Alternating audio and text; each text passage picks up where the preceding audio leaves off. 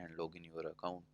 After login your account, just simple click on dashboard, and after clicking on the dashboard you will redirect on the Stripe account, and you need to find your setting uh, in the above.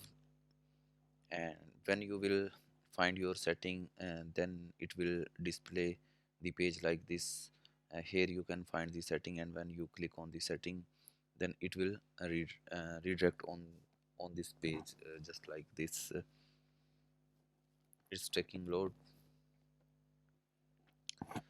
When you will redirect there, then you will find your setting there, and when you will click on the setting, and then you will redirect on the screen where it will show uh, the multiple option.